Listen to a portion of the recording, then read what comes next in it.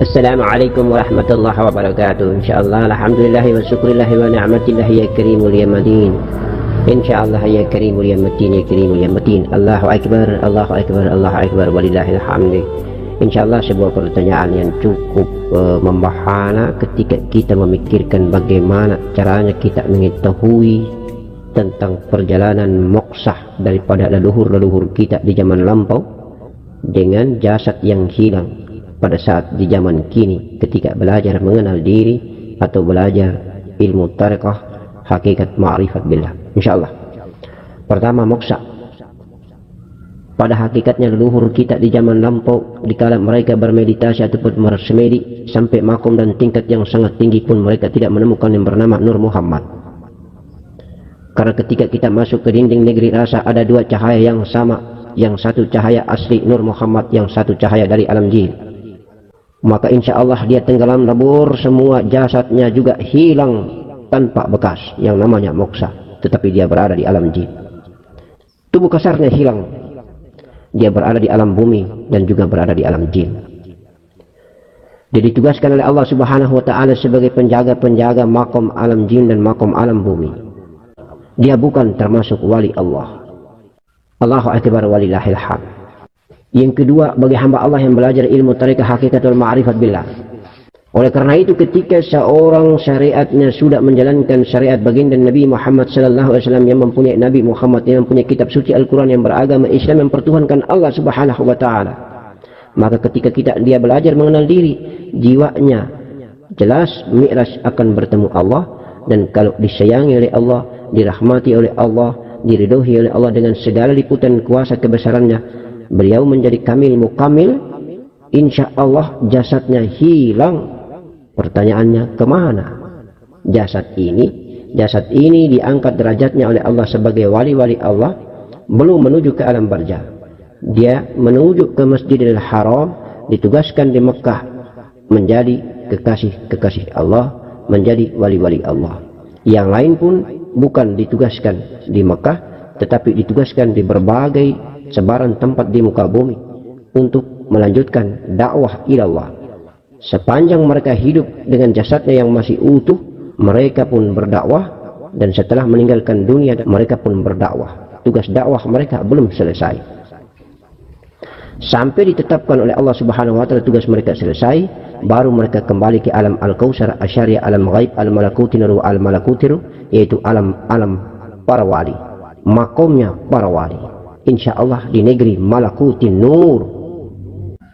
Untuk itu maka ada perbedaan antara moksa dengan meninggal ma'rifat billah. Oleh karena itu maka datuk-datuk yang sesungguhnya tahu dirinya meninggalkan dunia, jasadnya tiada, kadang mereka berpesan kepada murid-muridnya dan juga kepada seluruh ahlul bait dan keluarganya, cepat kalian kuburkan aku, cepat kalian makamkan aku, karena terlambat kalian kuburkan aku, maka kalian tidak mendapatkan aku.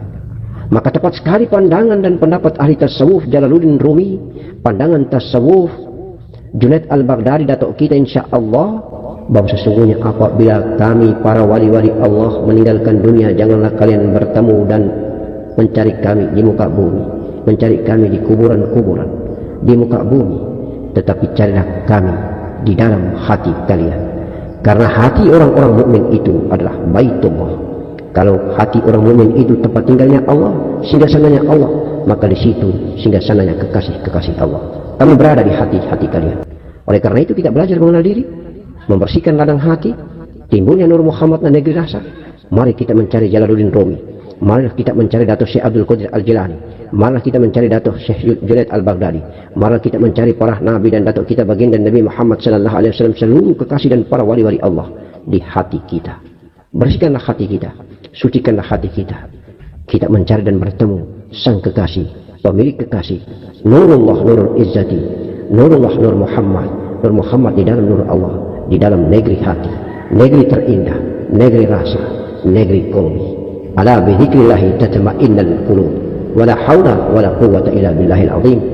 Yang hilang jasadnya sebelum dikuburkan dengan setelah dikuburkan kemudian utuh tidak dimakan tanah, itu berbeda dua tahapan. Tahapan yang paling tinggi kedudukannya Paling tinggi makomnya adalah bahwa sebelum kita kubur jasadnya sudah hilang, yang ada hanya setetes mani di kain kafan. Itu tahapan yang sangat tinggi sekali. Dia terkategori wali kutub, kekasih Allah, kutubillah, insya Allah. Karena kalau kita terlambat menguburkannya, maka nasibnya begitu, jasadnya cepat sekali hilang. Semua 4 unsur anasir darah, daging, tulang, kulit menyatu, lebur, kemudian fana. Sementara yang utuh tidak dimakan tanah, sebenarnya itu juga proses dan tahapan menuju ke jasad hilang. Oleh karena itu belum sempurna atau belum maksimal, belum klimaks kemakrifatannya, belum maksimal kemakrifatannya sebagaimana yang jasad hilang ini. Dia butuh proses di dalam kuburnya. Itu sampai dengan ribuan tahun lamanya, itu akan dia semakin kecil. Jasadnya tidak dimakan tanah itu semakin kecil, semakin kecil, semakin pendek, semakin pendek, semakin pendek.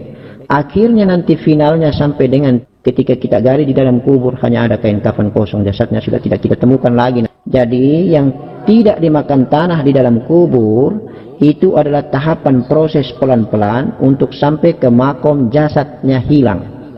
Jadi pertama, kalau yang tidak saling mengenal antara diri ini dengan tubuh kasar ini, maka mati hancur dimakan tanah karena kulit, darah, daging dan tulangnya tidak saling menyatu, tidak awet menyatu. Mengapa? Karena tidak ada Nur Muhammad yang menyatukan antara darah, daging, tulang dan kulitnya. Maka berpisah darah, daging, tulang dan kulitnya bercerai-berai, hancur dia dimakan tanah, bahkan sebelum dikuburkan berbau busuk. Jadi kesimpulannya begini, mati jasadnya itu hilang. Sebenarnya pangkat kemuliaannya itu sama saja dengan orang yang mati jasadnya hilang di dalam kuburan.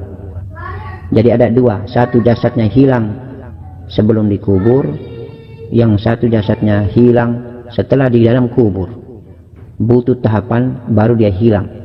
Kemuliaannya sama, berbeda tugas saja yang menyebabkan yang satunya sebelum dikubur sudah hilang jasadnya, sementara yang di dalam kubur baru hilang jasadnya. Itu 2 ini berperanan berbeda.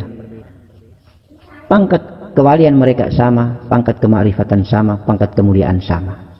Cuma peranan dan tugas mereka berbeda menyebabkan yang satunya belum dikubur jasadnya sudah hilang, yang satunya butuh tahapan di dalam kubur baru jasadnya hilang. Yang sebelum dikuburkan itu jasadnya hilang, itu tugasnya masih ada sebagai wali, sebagai balik mubalagha, sebagai yang memberikan dakwah dan ilmu makrifat, ilmu agamanya Allah di muka bumi sebagai kekasih Allah. Jasadnya hilang tapi dia masih berada di alam bumi, dipindahkan ke Masjidil Haram. Kita akan ketemu dia di Masjidil Haram di Makkah. Tugasnya itu adalah menyebarkan dakwah dan ilmunya Allah sepanjang di atas bumi ini. Belum dia menuju ke alam barzah, belum dia menuju ke alam Al-Kautsar Asyari atau alam para wali-wali Allah, belum dia menuju ke alam para nabi. Dia masih berada di alam bumi. Sementara yang tidak hilang di atas kubur tetapi hilang di dalam kubur, atau jasadnya masih utuh, butuh tahapan lama baru hilang di dalam kubur, itu langsung ke alam para wali, ke negeri malakuti ruh wa al malakuti nur, ke alam barzah, ke alam para nabi, ke alam-alam yang ditentukan Allah di negeri gaib, di negeri akhirat, di negeri malakut. Insya Allah seperti itu. Itulah 2 perbedaan. Bukan menentukan tentang tinggi rendahnya kemuliaan di antara mereka, tidak. Karena kemuliaan mereka sama. Mereka mati hakikat. Mereka mati tidak dimakan tanah, itu mati hakikat. Mereka mati sama-sama hilang. Bedanya yang satu hilang sebelum dikubur, yang satu hilang setelah di dalam kubur. Insya Allah yang di dalam kubur butuh tahapan lama baru dia hilang. Yang di atas kubur dengan sendirinya hilang karena segera diberangkatkan ke Masjidil Haram untuk memberikan tugas kewalian para wali. Amin. Assalamualaikum warahmatullahi wabarakatuh.